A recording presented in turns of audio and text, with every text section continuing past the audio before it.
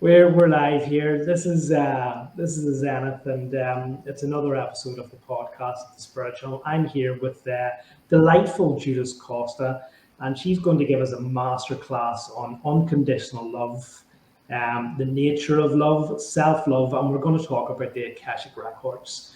Judith is obviously an Akashic Records coach. She gives readings based on the Akashic Record. She's an unconditional love and light and life coach. And she does dream interpretations. She does past life regressions. And I know she does some workshops, and she offers coaching and teaching for anyone who's interested in this. Judith, a very, very warm welcome to the show. Thank you. I'm so pleased. So glad to be here with you and to share this time.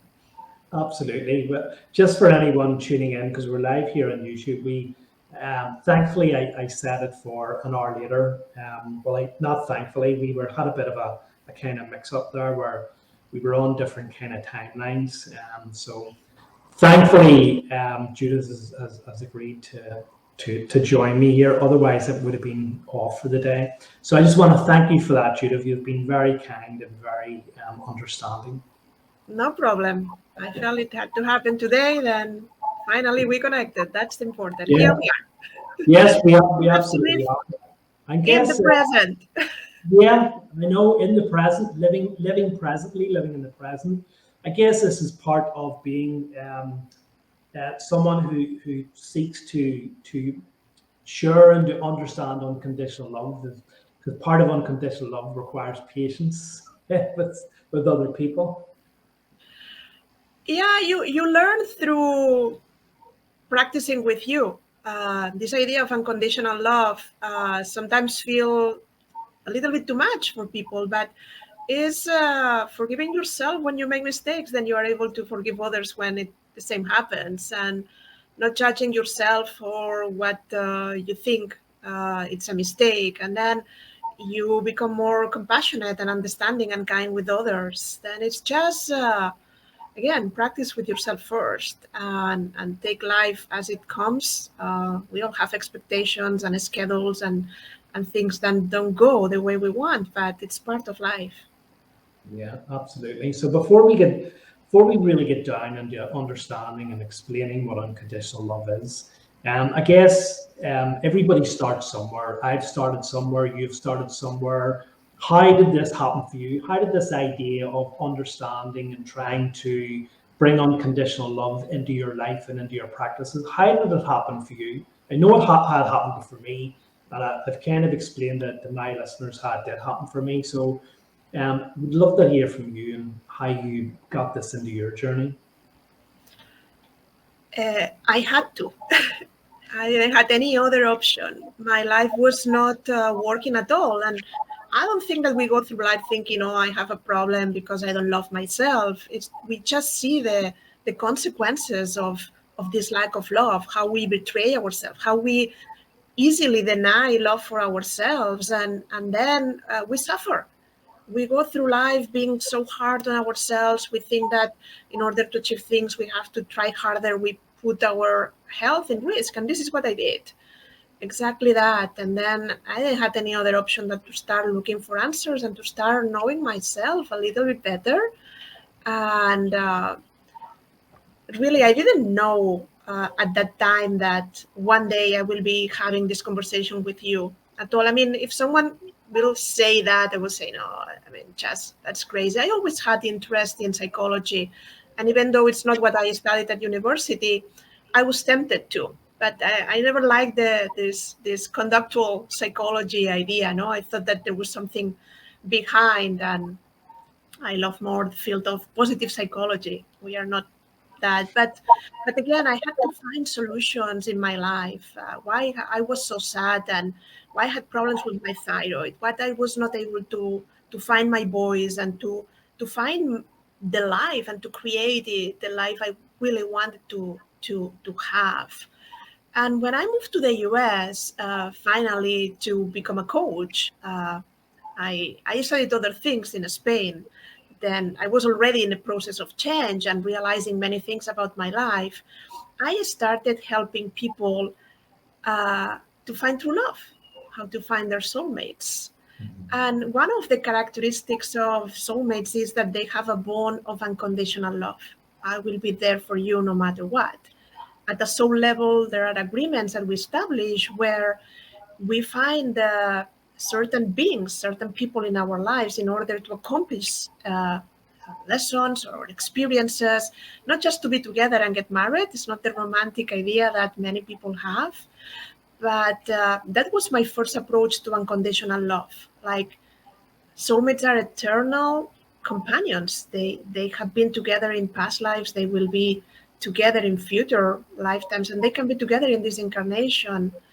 And very, very soon, I realized that the most important reason, I will say, why people couldn't find love is because they don't love themselves. Then you cannot really be with someone else at this level if you really don't have any idea on how to put yourself first, how to really be kind, compassionate, to honor yourself, to understand who you are, like that you have to become a priority. Then you can establish a different kind of relationship. And people ask me, like, but do I have to be perfect in terms of self-love? And not at all. You will learn through the relationship, but then is when I moved to this world of self-love and unconditional love for yourself, because what we learn is just the opposite, this idea of we exchange love. From very early age, we start thinking that in order to be loved, we have to be in a certain way. We have to behave differently from where we are because we may feel that we are not accepted as we are, or someone tells us that only if you are this way, I will love you. And we kind of put all these messages inside from 0 to 7, 8 years. We cannot filter anything, and all of this message become the truth.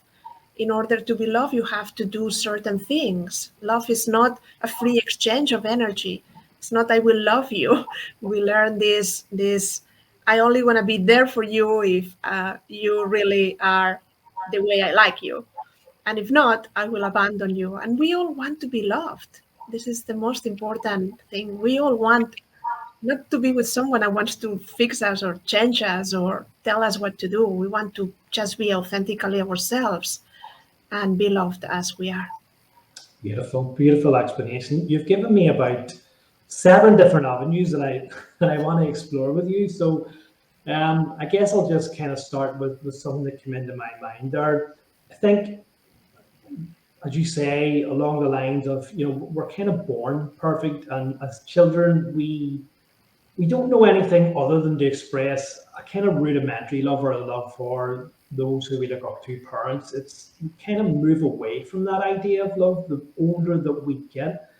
And I wonder what your thoughts are on how much of that is societal influences upon us, how much of that is unrealistic expectations put on us about, through media, through social media, through our peers, and through movies and things like that. We feel very constrained and stuff like that, and we have this kind of unrealistic expectation and outlook on love. And as you say, it comes with, even when we're offering our love, or when we how often we hear about people picking partners. Well, they have to be this, they have to be nice looking for a start, and then they have to have a good intellect, and they have to have this. So we put constraints on our loves. So isn't that the opposite of unconditional love, to have conditions on our love? Yeah, we have never heard this word of unconditional love, like love without conditions. What does it mean? It doesn't exist. Is really. And if you look at a baby or a 1, 2 year old, it's not comparing with another baby in the street and saying, "Oh, I'm better than you, and I'm nicer, and my parents love me," because they are born with this divine essence where they feel the center of their world.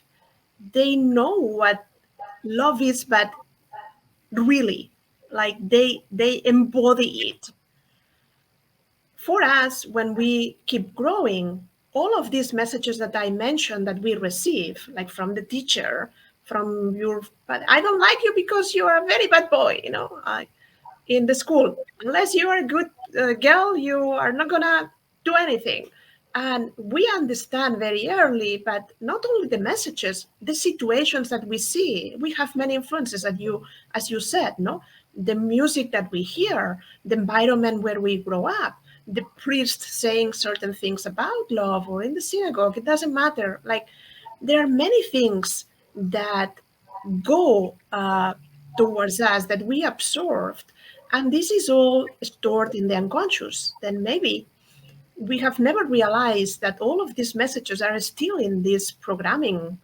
We have a program installed at a certain age, and unless we go there and really take a look of what are the ideas, what are the belief systems, what are the things that hurt us, the wounds that we have in terms of love, and kind of reframe all these situations, they are still present. Then you may be having the love life that you had when you were 7 years old, and you were so afraid that your parents are going to get divorced, and that you love them so much, and what is going to happen with you.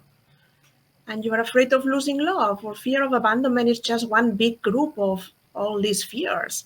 Fear of not fit. Then we have many things, because since the beginning, humans, we are social animals, and now we live in society and we are independent. But when we start being hunters, we knew that in order to eat, we had to be part of a community.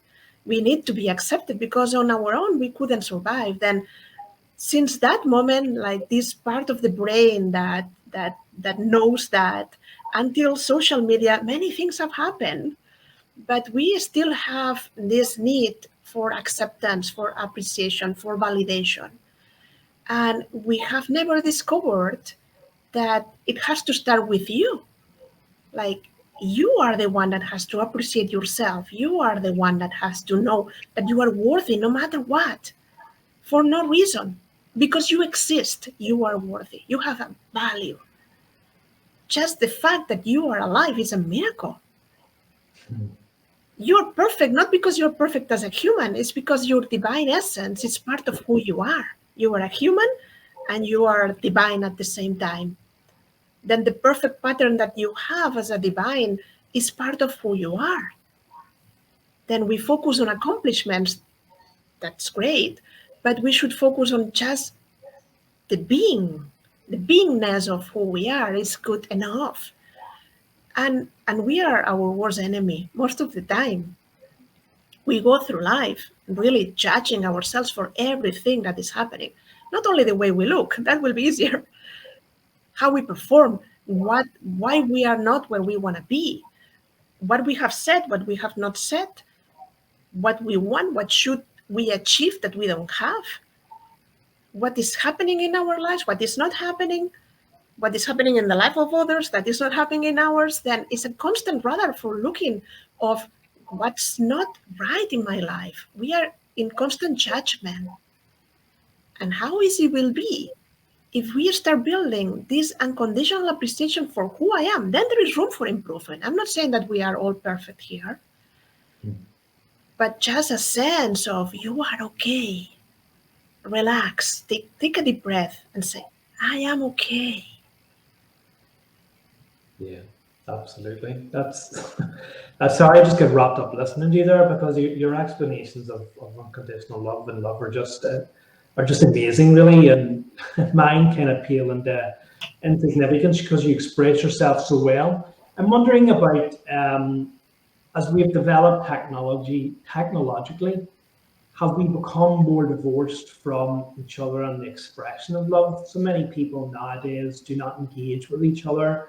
Their faces are stuck into their phones and tablets. When you, I don't know, ride public transport or on a bus or a train, people, think it's not about even so much about coming together in love, but just this kind of not even interacting with each other, which is kind of the basis or very basic human sort of thing to do, and from there we can kind of grow love. So I'm just kind of wondering, what's your thoughts on that there? You know, obviously nothing is irreparable. You know, the lessons are all there, but we've lost this idea of interacting and just being with each other and each other's company. We're all kind of solitary, and it kind of leads to people looking for love on different avenues. I think it influencers potentially are people who are craving love but are looking for it in the wrong avenues and the wrong directions. They crave attention, they crave people, you know, commenting and stuff like that, rather than, you know, trying to actually find out what it is that they're actually after.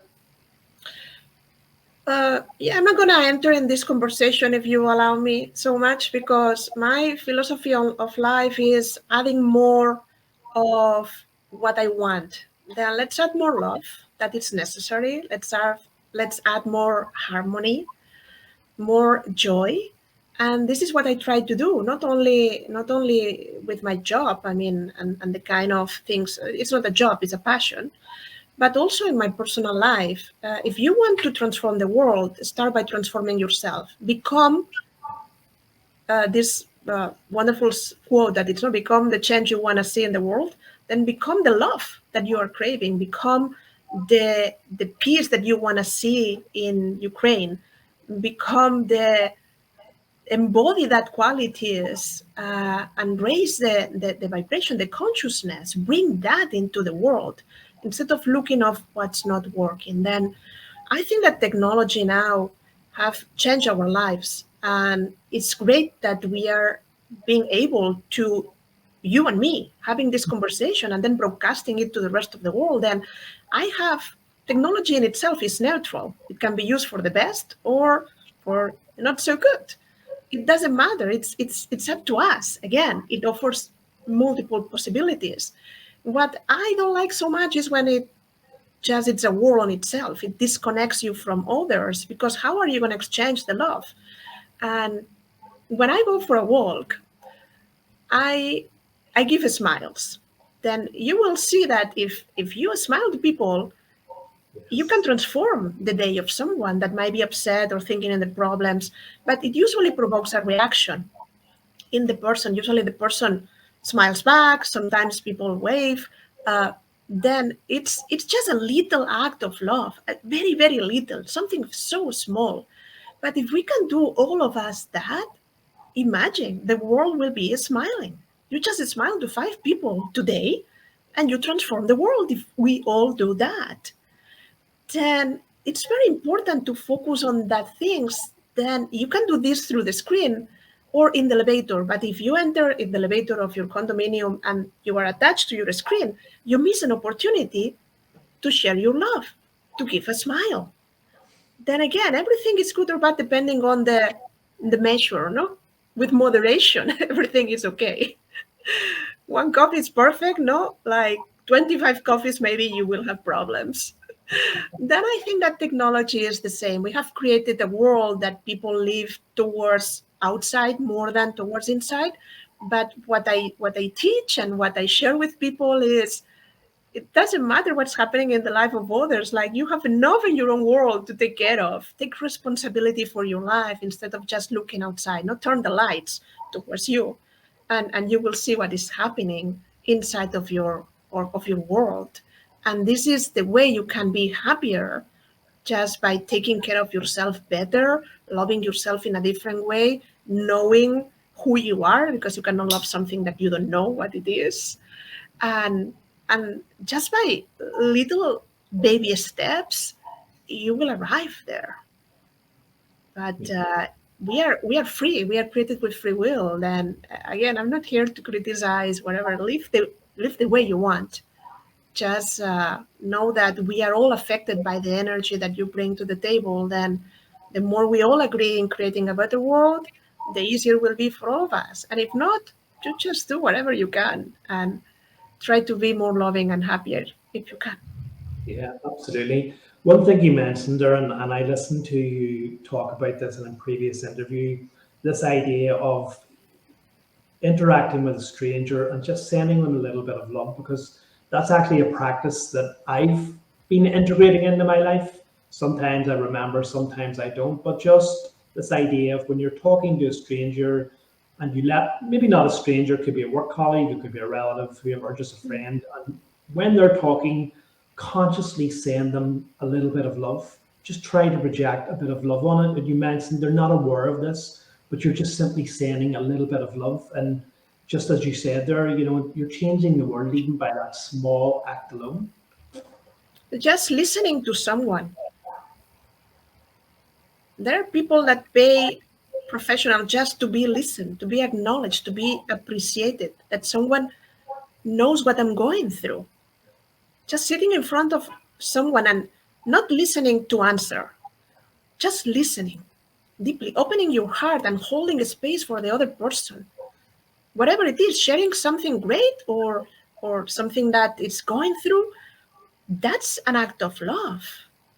We don't have to go to the other corner of the world to save people. We have people around us that need our attention. Yeah.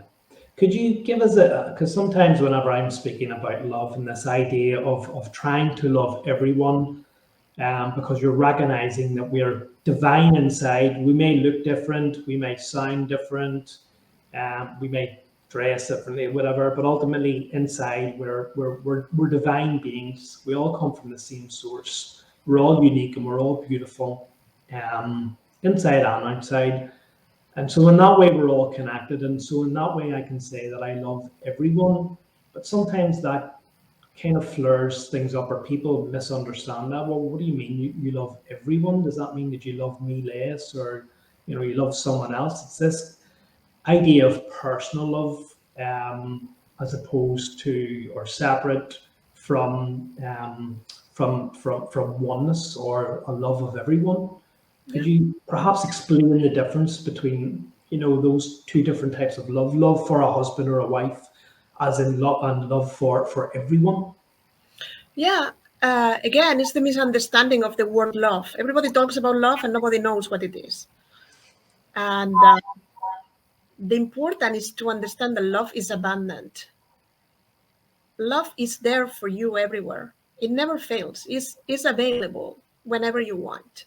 Then the fact that you can love your children, you can love your cat, and you can love your parents, and you can love your partner, and you have a space for all of them in your heart. It's not that you love someone more than others. You may or may not. It's just a different kind of love, but you have a space to love all you want. Then love is universal at that level.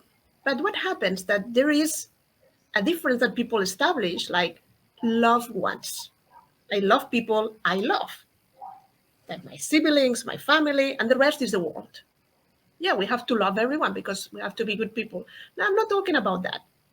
I'm talking about that love is a daily decision. You can love someone in spite of who the person is, with the mistakes, with the flaws, with whatever did to you. Doesn't matter because you love because you want, because you choose. It's your energy of love that goes there. Love is energy, it's vibration. We are vibration.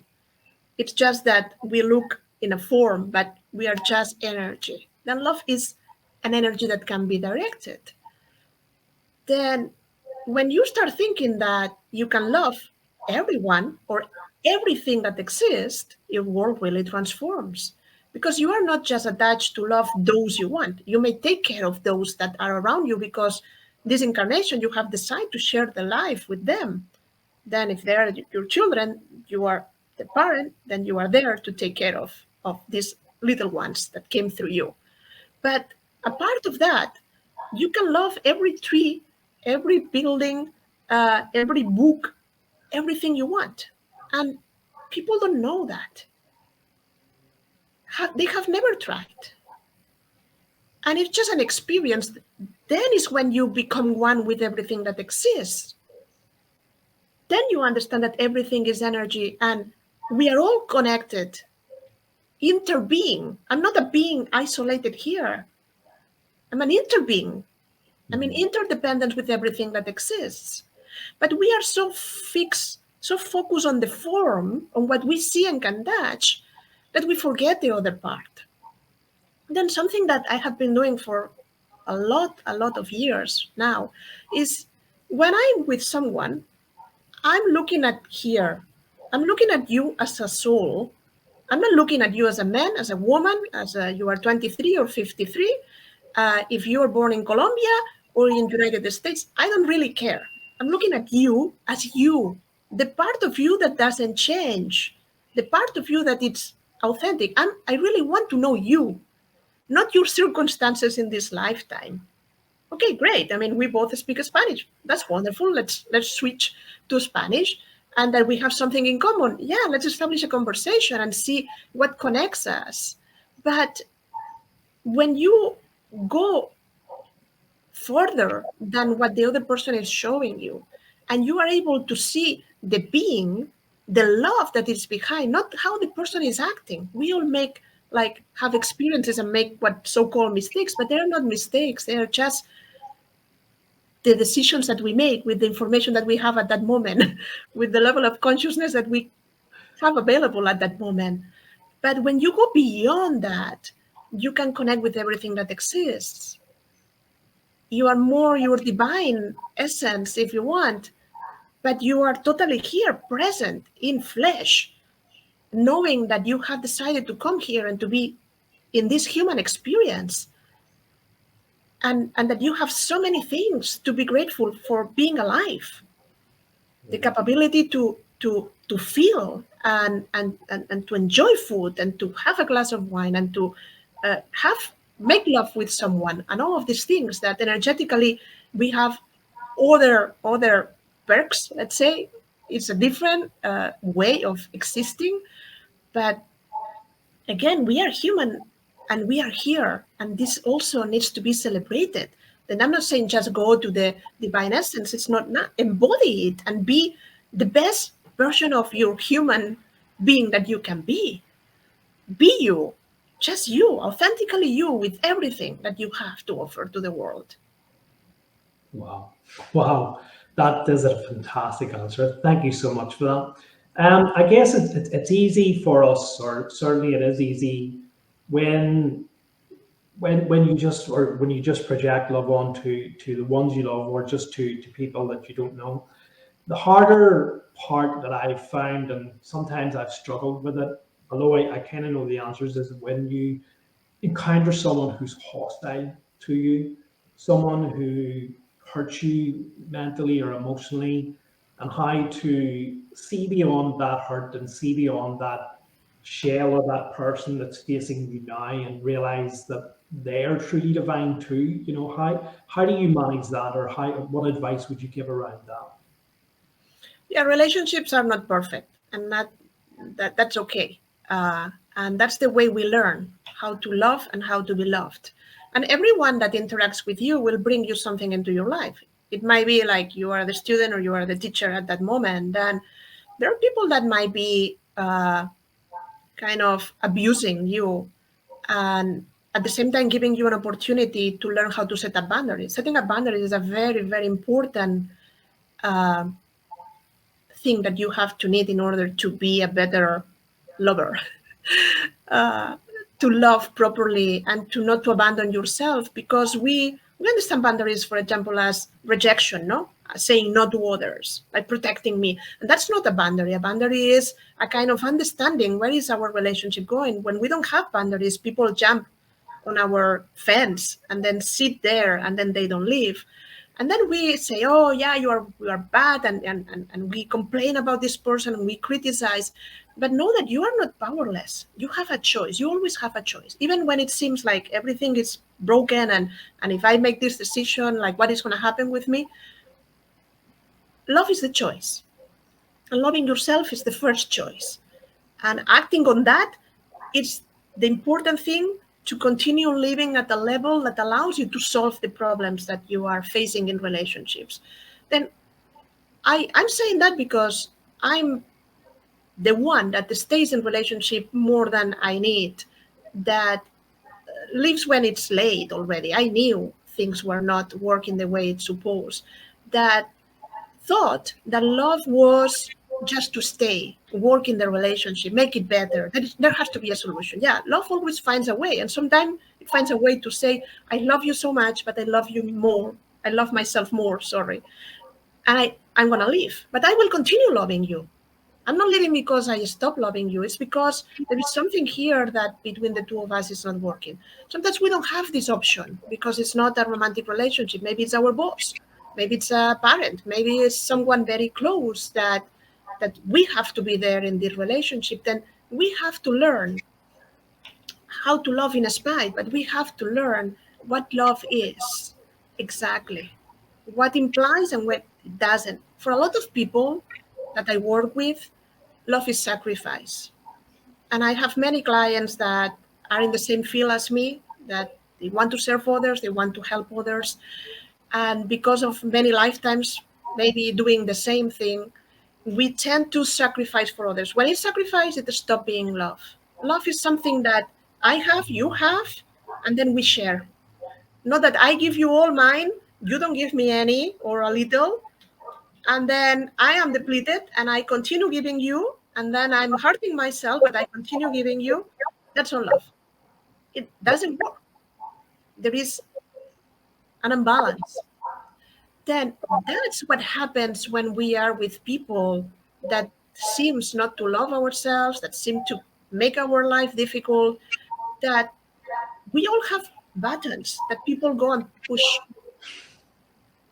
And when they do that, we are triggered and react, like afraid of losing love, afraid of having to sacrifice again, afraid of not fitting, not being able to be. Fear comes with many faces in relationships, but it's fear. At the end, it's fear of not being loved. Yeah. Then it's when you put yourself first, and you make a choice, a commitment with yourself not to do that. I understand at least that I'm not going to give you my peace of mind and my balance for something at all. And yesterday I was practicing that. I mean, I was meeting with someone and we agree on a time. Then the person said, no, it's going to be half an hour later. Then I did something to like cover this time. And then when I was there on time, then it was half an hour more waiting. I had many things to do. And I had all the right to get angry, but who was suffering? Me. Yeah. Who was upset? Me. Then I have to learn how to be aware that this can happen next time and make a different plan with this person.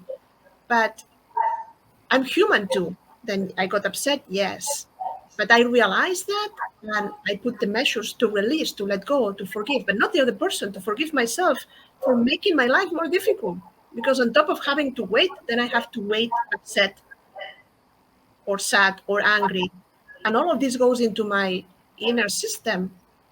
There are chemicals released when these things happen. Then how can I do immediately with my awareness something to shift this state and to move to, okay, this demonstrates the way he is, and yeah, I couldn't be doing things that I had to do this morning and it didn't happen, but it's okay, that's reality, it's okay. Then Yeah. how more minutes of my happiness I want to lose by being upset? It's something that really depends on me. Then you learn how to shift faster and faster. You feel your feelings. I knew I was upset and angry. I knew. I'm not going to deny it. But I knew I didn't want to continue being in that state. Then I take responsibility. I can respond differently. And even though this person didn't act in the best way possible, I knew what I had to do to save myself from that situation. You see, then everything depends on me, not on the other person. Then what we tend to do? No, you were late. You made this happen. Then why we don't just turn and say, what can I do for me? Yeah. I was, yeah, absolutely. I think I'm sure you'd agree with me that as hard as it is, the correct response to every situation is love, especially fear, especially when we have fear.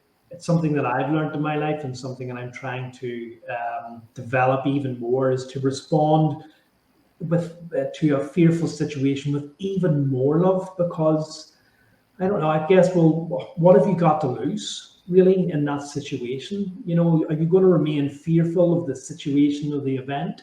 Are you going to rise above it? Are you going to climb above it and express even more love in that situation? And generally, you'll find your circumstances change. And I think you're right. I think people think that, you know, this kind of understanding of unconditional love means that you'll constantly be walking around in a state of pure bliss and never have anything No. upset you. And you're right, it doesn't work like that. You know, as much as we recognize that, you're completely right. We're human too, and we have human reactions and human feelings, but it's the understanding that we are human, and it's go, okay, well, why did I allow myself to react to that situation? The fault did not lie with that other person. In a way, the fault, if you want to call it a fault, was me allowing myself to react in a situation like that. Yeah, that's an important thing. The difference between responding and reacting. No, we tend to react, but nobody maybe have explained you that you can just pause, take a breath, see what is happening inside of yourself, and then decide if you want to react this way or if you want to give a different response. Then something is happening in your brain when you do this, because from this pattern, from this program that runs in your computer, what you are doing is an update. There is something else. No, no, no. I'm angry, but I'm not going to scream as I usually do.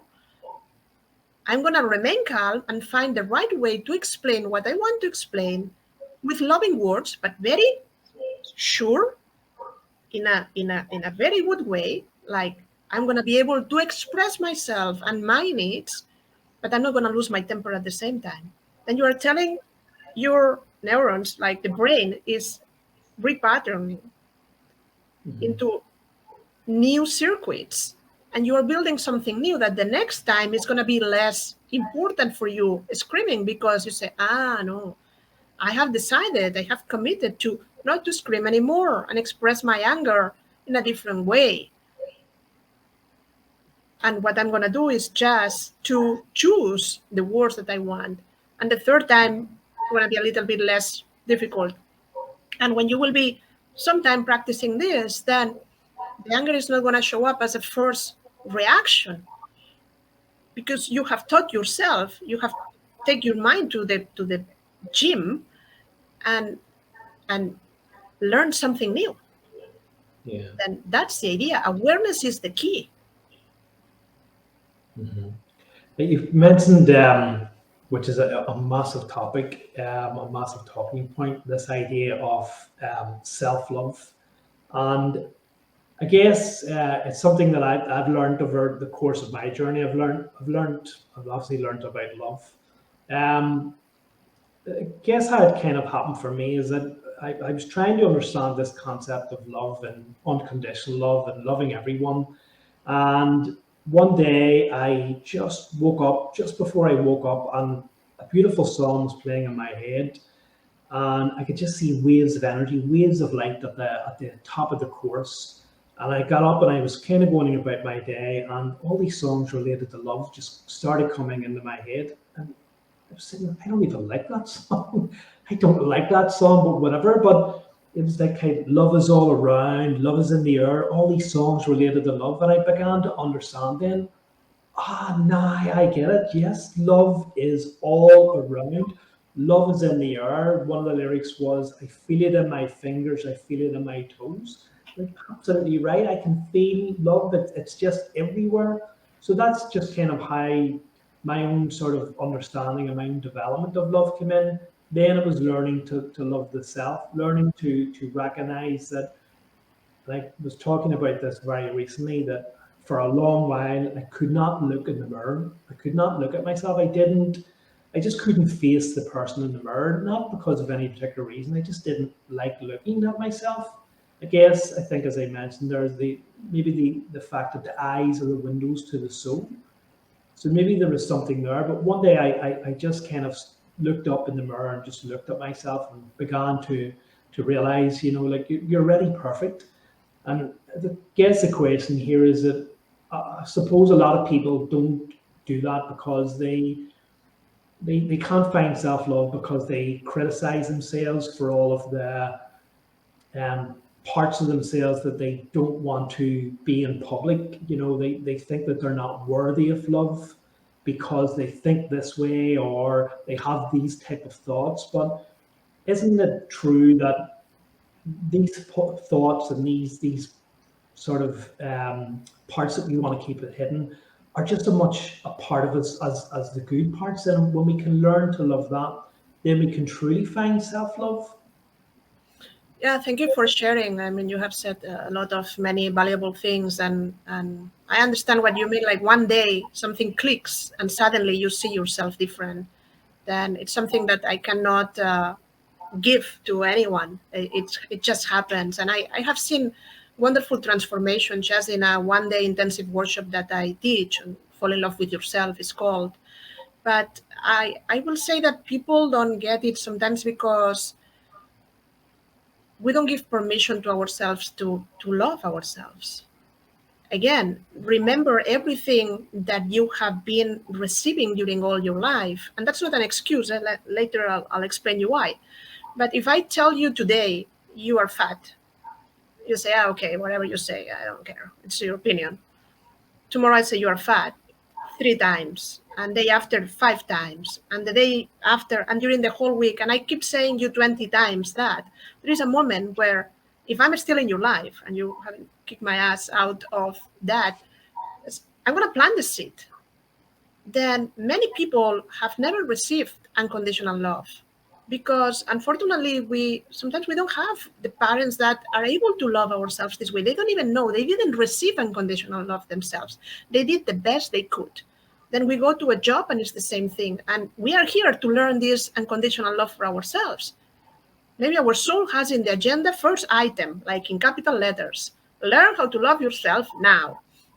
And we don't get it, and we go through relationships and places and experiences that really demonstrate that we are not valuable, that we are not worthy, nobody appreciates us, and we cannot find this love. And we establish relationships where it's just an exchange of love and need. I don't want to be alone, I want to be with someone.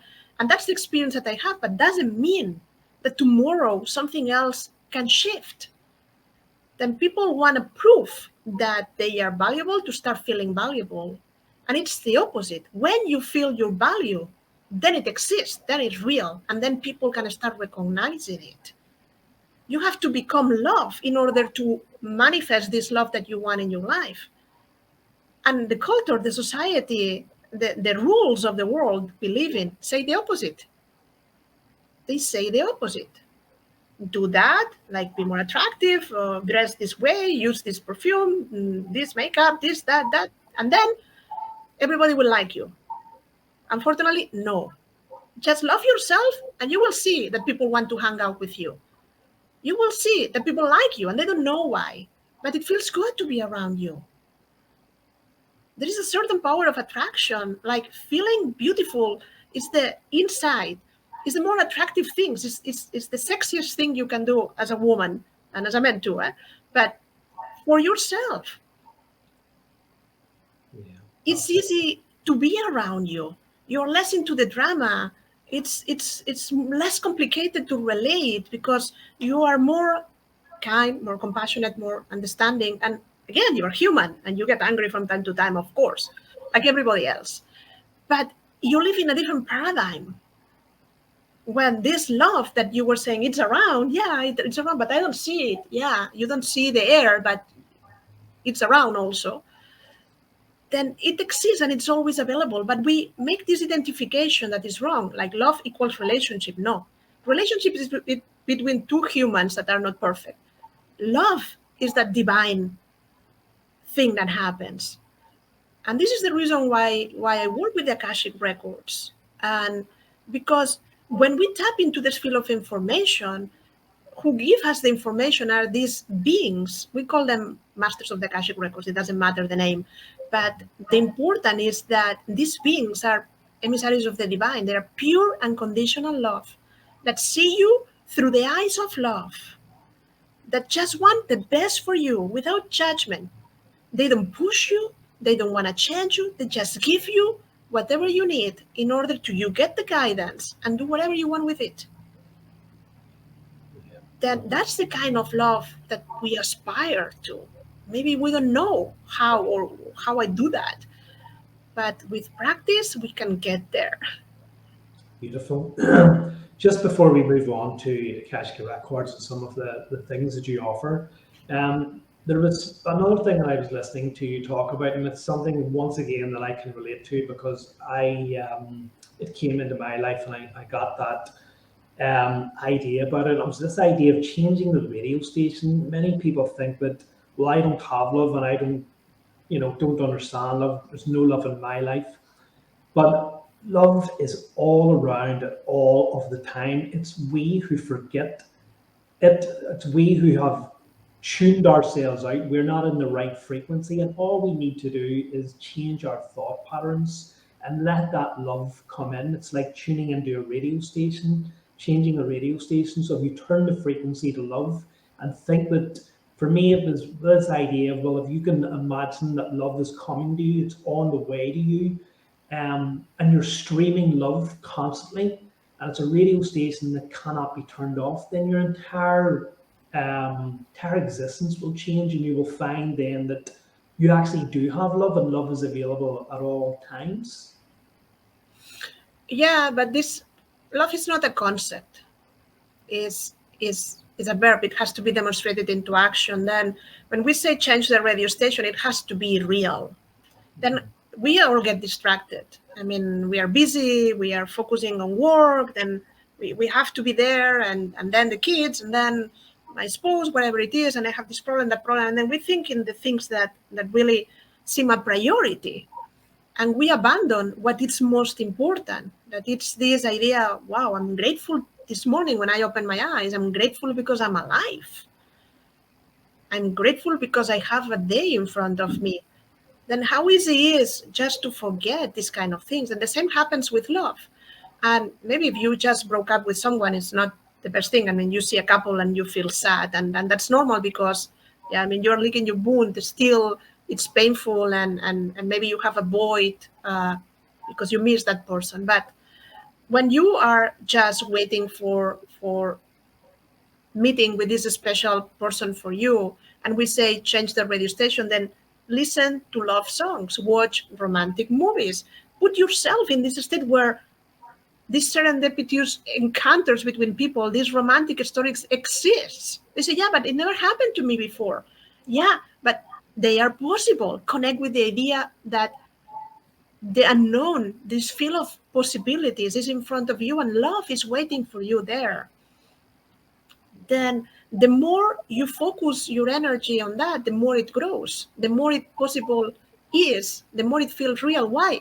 Because it's like placing an order. You're placing an order with to the universe with these thoughts that you are having. These thoughts trigger emotions in the body, and the brain has thoughts, the body has the feelings, the emotions. And this is the way, like, you have a vibration around. Then it's important for the universe that we show coherence. The way I think, the way I feel, the way I say, I mean, what I say, and the way I act is in coherence. And sometimes what I do, or what we do all together, I say one thing, I do another, and inside I feel in total conflict. Then, yeah, my mind says that, yeah, I want to become a speaker, but my body says that I'm afraid. And when I talk with someone, say, I want to do it, but I don't know how, and I think I'm not prepared, and then I cancel the order. Then we are in this turmoil constant. And this happens with love. Yeah, I want more love in my life, but I don't understand love, and love is not available. And then when I see that it happens to others, then I feel resentment, or I feel bad about myself because I don't have it. Then I try to manifest something in my life from a place of lack. I feel bad because I don't have that energy within me. Then I go out to find it. And that's not possible. It doesn't work this way.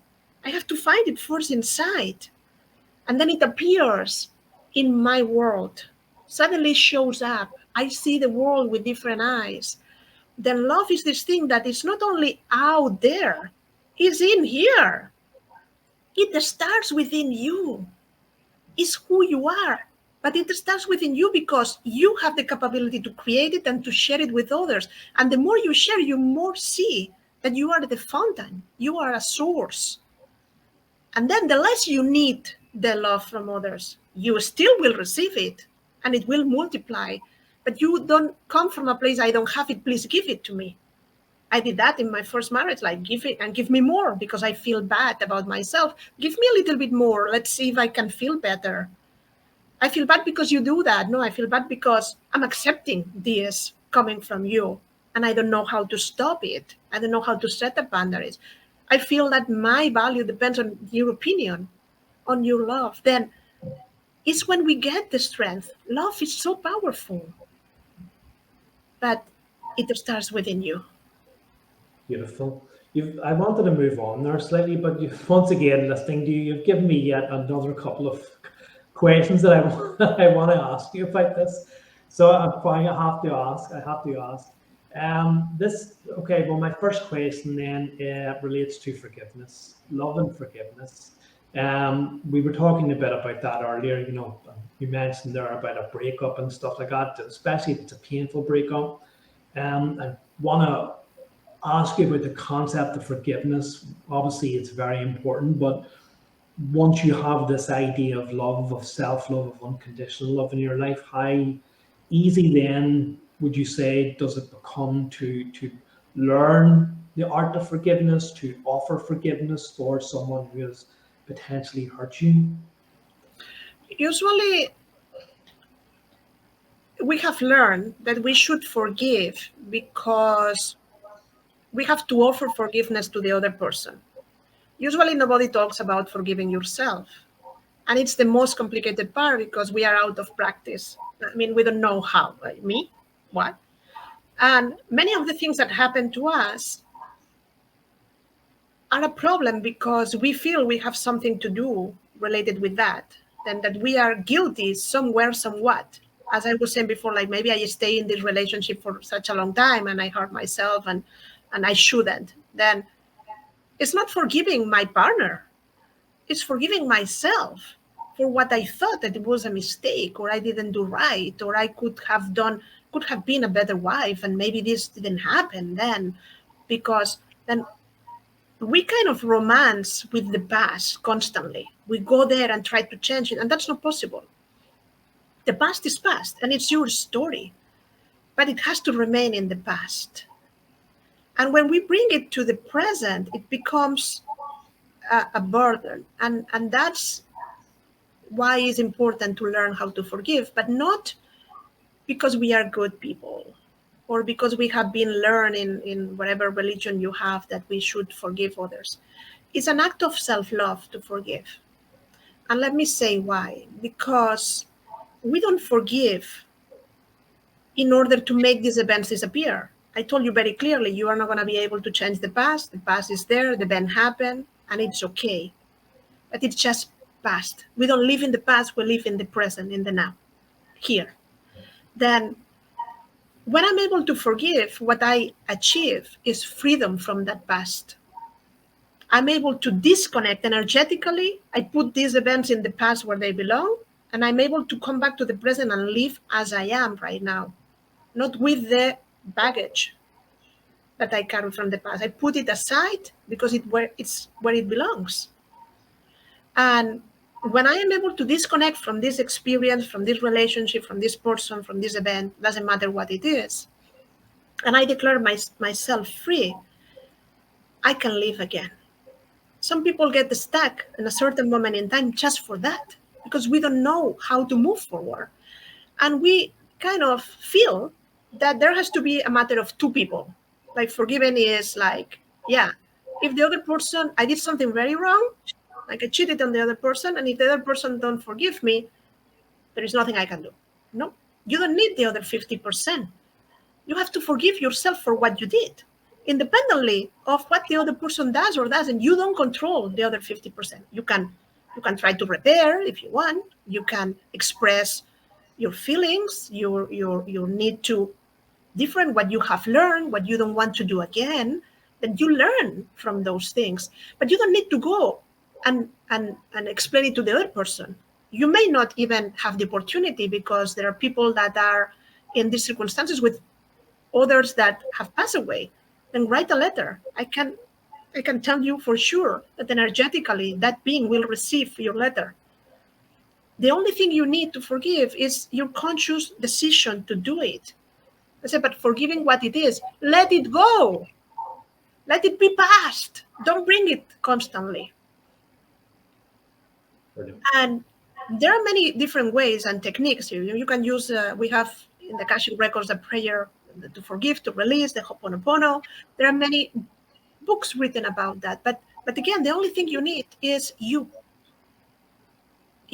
and the decision to do it. And for a lot of people, it's difficult because they think, if I forgive, I'm going to say it was okay. I'm going to accept that you did that to me, and I'm still angry with you, and I have to accept that this happened, and I will never, that's unacceptable. No, that's not the problem. Who's suffering is you, not the other person that did that to you. Then we are not trying to say it wasn't bad. We are not trying to say that it was unacceptable, that you should condone that act or whatever it happens. No, it's okay. It's to release all the feelings around that doesn't allow you to live your life now. You have to give this to yourself. You deserve your unforgiveness. That's absolutely fantastic. A beautiful explanation. But unfortunately, it's made me forgot my other question that I wanted to ask you. But it's okay, because now I have another one. Now this is a problem listening to you and talking to you, because I have so many questions buzzing around in my mind. Just you were talking about we need to let go of the past, and you're absolutely right. I want to know what your kind of thoughts are about, not only are people stuck in the past, but a lot of people are stuck in the future too. They're constantly looking to the future. Things will be better. Wait until this time passes, and they're missing out in this present. They're missing out on living presently. And my own experience of trying to live presently is when we get that idea of love, that great, fantastic concept of love. So could you talk a bit about that? Yeah, I think that you have to visit the future. You have to create a future that it's for sure better. The problem with the future is when you're able to connect with a world of uncertainty, where it's the world where we live, all of us right now, and see it as a world of possibilities and not full of obstacles. When you translate this idea of the unknown by, if nothing is in place, there is an opportunity to create something new. And again, you don't go to this state of fear where I'm not going to be capable, what is going to happen, and you start suffering previously. Then if you visit the future with the fear, as you were describing before, it's better to take the fear with the hand and what is the worst thing that can happen to me, and be courageous. But when you create the future, when you just go and take a little trip there, you have to put everything you can connect with in there. And one thing is dreaming, and another thing is creating and manifesting the life you want, the life you want to see. And the problem that we have is that when we try to create a life or manifest something, let's suppose that I say, yeah, I'm going to live in a mansion. And I imagine myself there, and I even go and see mansions and all of this. But this powerful part of me that we haven't talked today so much about it, that is called unconscious, and have every struggle that I have had to pay the rent stored in there, and all my ideas about how difficult it is to pay the rent, and how I have struggled to just move from sharing an apartment with others to have my own one-bedroom apartment right now, and all the ideas about how only successful and very rich people live in mansions. When I visualize this voice of my unconscious is gonna come and say, "Ha, Judith, you want to live in a mansion? Yeah, sure. Really? You, you, you that cannot even pay the rent? Man, come on. But who do you think you are? That's for rich people." Then all is lost.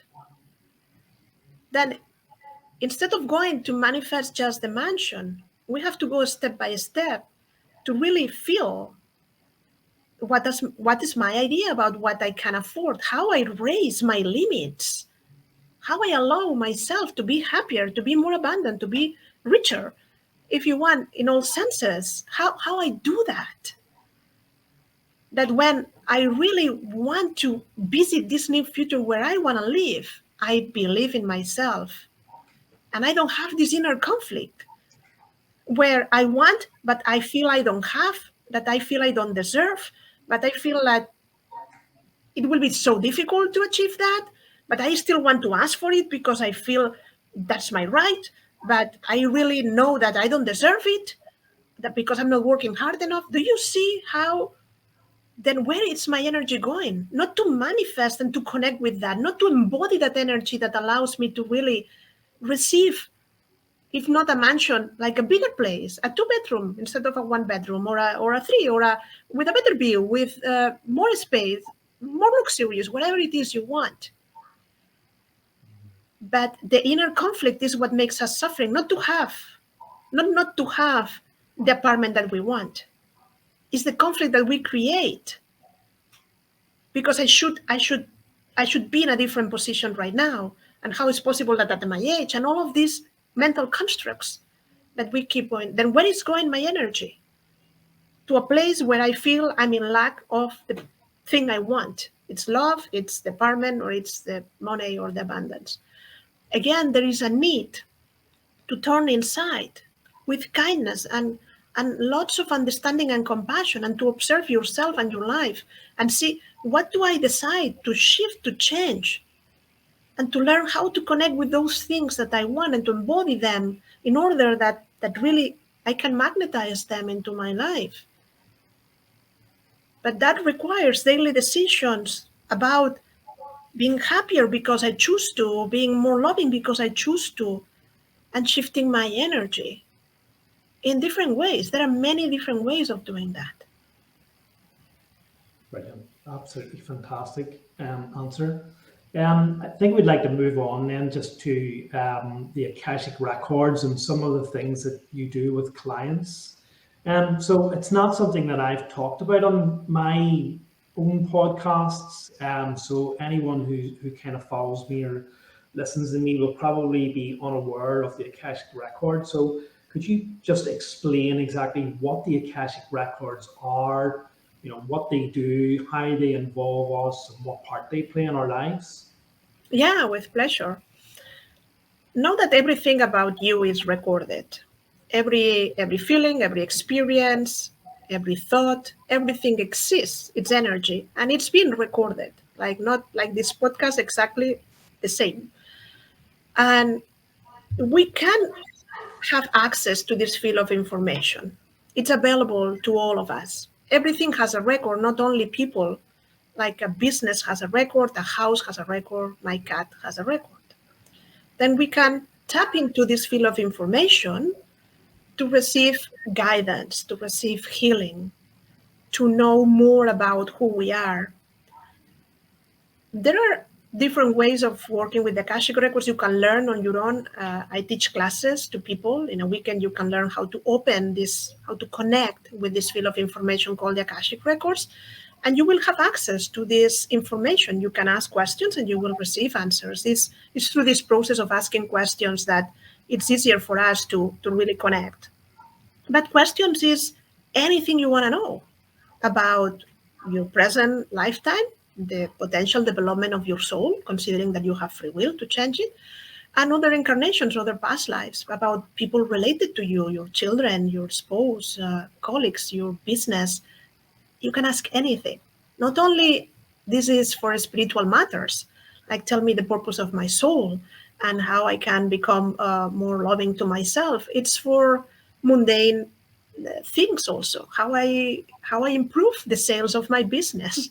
What can I do to have more followers in my podcast? What can I do in anything, in any area of my life? Or you can have a consultation with an Akashic Records consultant, and the session is based on the questions that the client have. Like if you, for example, are going to do a session with me, then you will prepare a list of around 10 questions that in 1 hour we will have time to kind of discuss. It's like the conversation we are having right now. The only thing that there, I'm an intermediate person. I'm not elaborating anything. I'm just receiving the information. Like if I listen to the radio or if it's an image, then I receive an image that I have to explain to the person. But as a consultant, my role there is not to interpret anything that I receive, just to give it to the person. Then I translate the questions and I give the answers to the client. And it's very interesting because it's a sort of a guidance, even though it may seem similar to an intuitive reading, it's not. Mm-hmm. That information comes from a different place, but these beings that I mentioned before, like lords or masters of the Akashic Records, whatever name you want to give, are really pure unconditional love, means that they meet you exactly where you are. They don't say, oh, only if you do this, then you're going to become a better person. No, they are really exactly where you need to be. They only answer to what you are ready to receive. It's a very safe session because if you're not open to the answer, they are not going to give it to you. They will give you something else to prepare, maybe. Then the answers are very concrete. Don't tell me don't imagine that it's like talking about something in general. No. You receive concrete answers to your questions. But the most important for the session to work is that your heart is open to receive, that you really want the guidance, the help, that you really are open to receive that because it matters to you. Then I tell the people, when you prepare the list, don't think too much about right or wrong questions. Just think about what is important for you. Where do you feel stuck? Where do you need help? Where do you feel like if you resolve that, your life is going to be transformed? Does it make sense? Yeah, it absolutely does. I'm just thinking in my mind because I know you've talked about this before on some of your interviews that it's not a psychic reading. I've done psychic readings. I've done mediumship, so I've done that type of work. And my understanding of psychic readings is that you're pulling the information from the person's auric field, but you're accessing something completely different, and it's not someone or you're not someone. What you're able to do is not. I haven't met someone like you, who's able to do that. So I'm kind of wondering, how on earth did you learn this, or where did you go? Was it something that happened intuitively, or? No. It's not a gift. I have been trained. Well, I think I did it in many past lives before this one because it felt very natural since the class of level 1 that I taught when I touched with this concept. But it was curious because I had to wait. It was divinely inspired. One day I was watching TV. I was in Spain, not even in the US, and I was changing channels, and there was a documentary about Edgar Casey. That it's from a totally different lineage, but I didn't know about this person that really could connect and tap into the Akashic Records. He didn't have any training. Was a very humble and normal person. And then when I look into that, the people that were going to Spain, they come from Latin America from time to time to teach classes, and I never had the opportunity. And then until I moved to the US, and I moved to first New York, there was no real teacher in New York. Now we teach classes online, but at that moment everything was in person. And it was until I moved to Florida, where I live right now, that I found my teachers. And I have been trained by ARCI, Akashic Records Consultants International. They have a website. You can go there and see what is the training, what it's about. And they certified consultants. They kind of try that the work is done in integrity and in purity. And it's a sacred work, no? That we understand the importance, those that hold this space for others. Then again, I had to wait, and then I did the classes. There are 4 levels. The level 1 to learn how to open your own records. The level 2 You learn how to open the records of other people or anything else. Again, as I said, you can open the records of your business or of a meeting, or I can open the records of this podcast, this recording. Then in the level 3, we talk about past life and ancestral things that we carry and how we create through the records. And level 4 is more integration and how to help you, like that this is a style of life and not just a tool. And I thought that I will stop there. And suddenly people were coming to have consultations. I didn't advertise that as much as, I don't have ads about that. I advertise my other techniques and tools like coaching, but people were coming for that. And it was very funny because people never have seen in my website that I help them to love themselves. And the problem of the whole consultation was about self-love and how the universe kind of put you in touch with the people that really you can assist and how it's divinely, the connection is divinely made, no? Then again, it's not a gift. I have been trained. And then I thought I want classes because I have many programs, fall in love with yourself, fall in love with your body, how to find your soulmate. And I also teach people about dream interpretation and have retreats and my private session. It's too much. I cannot just teach 4 classes of the Akashic Records. I mean, imagine, and in 2 languages. I work both in Spanish and English. Then, wow, my calendar is just crazy. And it was very funny because I wanted to do the other training that I have in my certifications, become certified as happiness trainer. And it was at the same time that the certification to become an Akashic Records teacher, sorry. And I asked the universe before going to bed, like, if you want me to become a teacher of the Akashic Records, give me a sign, a clear sign, because I want to do the other thing. I want to teach. And the next morning, I opened my email and I saw like 1-line email, just 1 line that said, do you teach classes of the Akashic Records?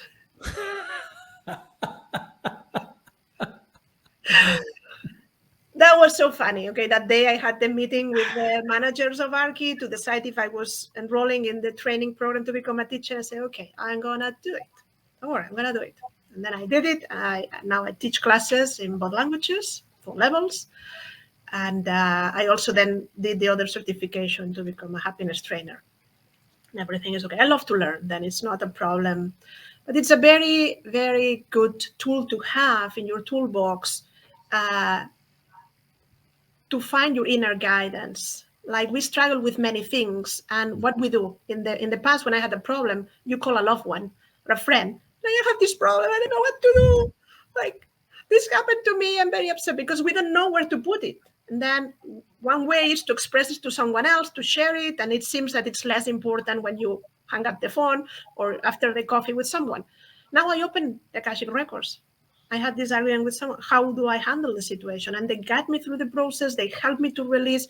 We have tools in a session to release, to forgive, to release anything that we carry at an emotional level, even at cellular level, that we carry from our ancestors, release patterns of thought or behavior. Then it's not only about the information that I receive from them, it's that they help me to move forward. Yeah. And they help they help your clients then to move forward, to release long-held traumas, ancestral, traumas and stuff like that. And then that obviously then feeds into your idea of unconditional love. When we release these things that are holding us back, then we can start to let love into our lives. Yeah. You are more you. Only you. This is what you have to be. Just you. Nothing else. And then I use a lot of times this image because I think it helps people to understand. It's like you are born with an empty suitcase that you carry all the time during your life. And you keep putting things in there until there is a moment that it's so heavy that you cannot carry it anymore. Then it's called a crisis sometimes, or we just have to sit and say, wow, I cannot do it anymore. And then that's the perfect moment, the only moment we find, to open the suitcase and say, okay, what is inside? This I need to forgive it. This is to forgive. And this is not mine. This is something that my parents said all my life to me that I have to, but I don't think this way anymore. I can release it. And this is an influence from someone. This is what the news are saying. And I don't want this in my life. I can release this influence. And this not even from my parents. This is something I inherited from my ancestors. And then the luggage, you can pick it up again and continue moving. But we are not taught in the school. It's a pity, but we don't learn what to do, where to put these emotions we don't want to feel, how to solve these traumas. And some people are lucky that they found people in their lives that help, or professionals, or they go to therapy. But I know many people that have gone through therapy and never solved the problems.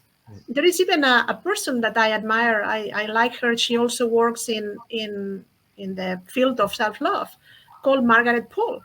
And if you listen to one of her interviews, she said, I went therapy for years, 10, 15 years. None of the therapists told me about you are allowed to love yourself. She created her own method, and it's a very interesting way of working with like knowing exactly what happens inside of you and love yourself. But it's very funny how we don't even know, we don't have the tools to love ourselves. We don't know how. A lot of people say, yeah, I want to love myself more, but how? Others say, I love myself so much, I don't have any problem. Until we dive a little bit deeper, and then they say, wow, I'm an enemy. I thought that I had a good relationship with myself and I was kind of happy-go-lucky, but not really. Yeah, absolutely, absolutely true there. So many people, well, I have nothing wrong with me. I'm fine. I'm happy in my life, until you start to maybe dig a bit deeper. And again, it's not about finding problems. Oh, you definitely have a problem. It's getting people into a deeper connection with themselves. But obviously, these are the things that you do. People will go to you, and you offer that type of coaching for people to help them understand more about themselves and more about love through courses and through workshops, through your coaching with Akashic Records readings, and then obviously then people can then go on to develop this self-love through your programs. There's so much more I could talk about the Akashic Records. There really is. I could go off on 20 different tangents here with all of your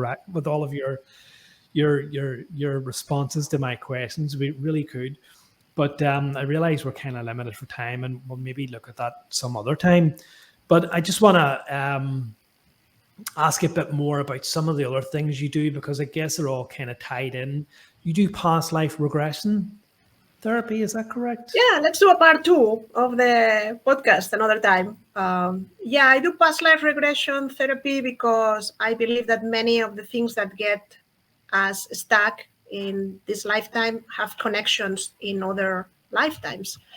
And I have seen that in many regressions, but also through the Akashic Records, when people ask concrete questions about their past, like, why do I have this problem? And they say, yeah, because in this lifetime and that lifetime and that lifetime, you learn not to trust people, or you learn that love was sacrifice, or you learn then, again, there is a story. And for a lot of people, even if they don't believe in past lives, past life regression therapy works because it doesn't matter if you really believe you are having experience that by getting back to that memory that maybe is stored in your unconscious, or maybe some people say, oh, I'm making this up. Okay, whatever you think is fine for me. The energy is released. You get unstuck. And that's the important. It's very good, the past life regression, to release phobias. A lot of people have problems when they drive a certain, near to a precipice, or they are afraid of the water, or dogs, and never had happened anything in this lifetime to them. And this is because they had an accident, or they die, or someone they love die in those circumstances. It's very good to find out root causes of depression, like this deep sadness that doesn't seem to come from any logical reason, like that you are having, for anxiety, for unexplicable pains sometimes, relationships, things that we don't know that happened to us, but they are in this programming that we have about love and relationships, and we keep getting repeating the same story again and again until we realize. The difference between an Akashic Records consultation and a past life regression is that in a past life regression, you will experience. I will guide you through the process, but you, in first person, will experience it. You will know.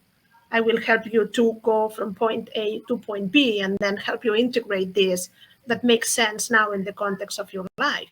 It's not just about traveling in time. And sometimes it's worth it even when you don't see many things, just experience. In an Akashic Records consultation, you may feel that the information resonates with you, but it's the consultant who is receiving the information and giving it to you. Then you have to trust this person, and it's a different kind of receiving the information. Both are valuable, but that's a little bit different. But the Akashic Records are more specific. If you have to find out something about past lives, it's better that you ask in an Akashic Records consultation, because then conscious is capricious, and you may do 3 past life regression and be guided to different parts of the information that is stored, because it's like in dreams. It's the unconscious making, like sending the information to the conscious. You have to pay attention to this. This is important right now. That's the reason why we have dreams sometimes, no? Because there are messages we need to receive.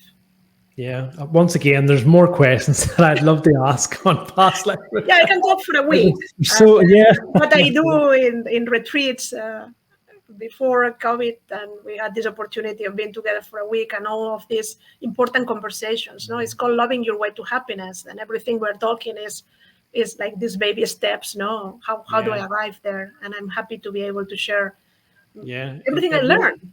That's it. I'm not special than you, that you are listening or watching this. I'm not even wiser. You can do the same, just a little bit like advanced. That's it. Yeah, a little bit further on in your journey. As I said, there's so many concepts and so many ideas and so many different things that I want to run by you, but obviously we don't have the time. We would be here all night. Just kind of finally, I know one of the other things you do is dream interpretation, and I know people are fascinated with dreams. And once again, it's a massive, massive topic, all of the different types of dreams that we have, conscious dreams, unconscious dreams, messages being relayed to us by various beings, potentially things that are could happen in the future, how that relates to the Akashic Records. But just give us a little flavor of what you would do. I don't do many sessions of dream interpretation. What happens is that people bring it to a coaching session and we work in the dream. Or a lot of people ask about the dream in an Akashic Records consultation, and they receive the meaning of the dream without not going through the whole process. People think like a dream interpretation is like, I give you the dream and you tell me the interpretation. That's not how it works. It's like I help you, I coach you through the process for you to figure out from the 1,000 potential explanations of what your dream is about, what is the right one for you as a dreamer, what really clicks on that. But it's a very interesting way also of knowing yourself and your state of being and receiving messages. Then I invite all of you to go to my website and do this. It's a very short class, 2.5 hours. It's a seminar where we dive into what you were saying. What are the different kind of extraordinary dreams? Why we dream? What is the process to incubate dreams? And then I guide people through an experiential practice called active dreaming. This is a term by a very special teacher, for me the best teacher alive in terms of dreams, Robert Moss. And it's like a guided meditation visualization, but we do it first by using the drums to go in a state of deep relaxation where you have access to a lot more information. And we visit places that are created by the imagination of the dreamers. Such a special opportunity. But again, I create classes or workshops when people ask for them. Then if you go into my website, Judith Costa, I'm sure that it will be there in the information about the podcast. Go into the Learn With Me dream classes and send me an email and say, I want to do this, and I'll create it for you. I work on demand mostly all the time, because I was saying it's very complicated between so many programs and different languages. But if you are ready for any of the classes, the workshops on self-love, the Akashic Records classes, write to me. Let's be in touch. Subscribe. Allow me to give you information and read the blog where I share all of these ideas with you. Then I would love to know more about you. If you are interested in what I have to share, connect with me. Be there. Yeah, I don't know about anyone else, but I am I'm super excited and really interested in everything. I can honestly see the value of everything that you do, and it really is absolutely fantastic, the amount of services that you offer. I think most of the things that you've talked about, if not at all, most people will have an interest or should have an interest in improving their lives, especially the massive thing that you talked about there, where so many people do not get satisfaction, do not get the answers that they want by going down the route of conventional therapy and conventional psychology. Not that there's anything wrong with that, but I No, think that, it's not about yeah, criticizing any professional. There are great professionals yeah, there that allow people to transform their lives. Like, don't misunderstand yeah, me. Nothing is no, better than any other thing. You have to find your path. exactly. I guess that's just what I'm trying to say. For all those people who have been through years of therapy and still feel that they have not moved on, they're looking for something deeper in their lives, and it's through courses and workshops and coaching that you offer, then people can actually begin to realize what it is that they're missing. Where else can people find you, Judith? I will be including all these in the blurb if you like. But where else can people find your work? I know there was a few things that I seen in you on YouTube and stuff, but have you any other social media sites? Yeah, I'm in every social media: Facebook, Instagram, Pinterest, LinkedIn, Twitter, everywhere. And I promise to be more in YouTube from now on. And they can, if they subscribe, they will receive the blogs and the gift letters that I write.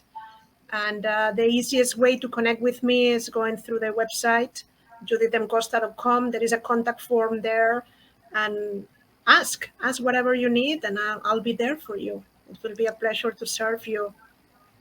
Brilliant. Thank If you you so much for that. subscribe, yeah, there are always free things. Then go there, get a meditation that is in there, and start practicing things.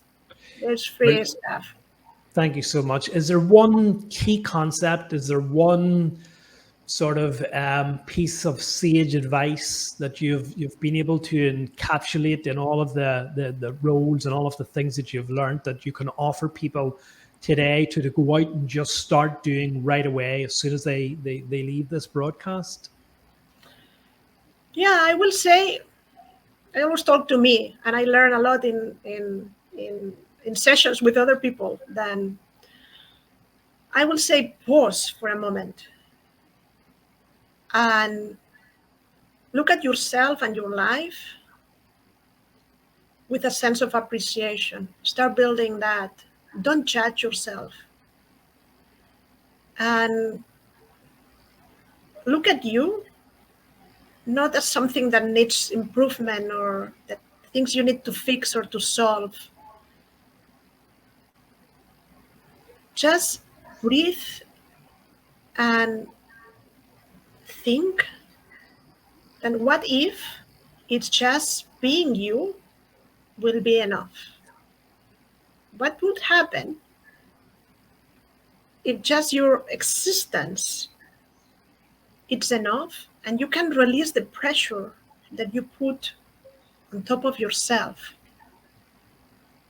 And just by releasing the pressure, you can be a little bit happier today. Just do it for today. And if it works, do it tomorrow too. Absolutely amazing. Thank you so much for that. And for anybody who's watching this live, for anyone who's going to watch it when I eventually put it back out, when I sort of clean it up, but you've just had a masterclass in the concept of love and self-love and an in-depth discussion and an awareness of the Akashic Records and all of the other beautiful things that Judith does. I really do hope that people do avail of your services. They really are so important. And I just want to thank you so much, Judith, from the bottom of my heart, and just express the love that I have for you in my heart and hope that you take it away. Thank you so much for your Oh, patience, thank you. for your understanding, for your dedication, and for putting up with my idiosyncrasies and demanding questions. I'm sure I'll have you on again because I've so many other questions that I have for you. But until then, it's as I said, it's just been an absolute pleasure to have you on. Thank you so much. Thank you again. Pleasure is mine. I receive your love, and I'm very grateful. Thank you for the opportunity, for the time that you have offered me. And again, let's do a part 2. Whatever you want. Thank you. Bye. Bye. Lots of love to everyone.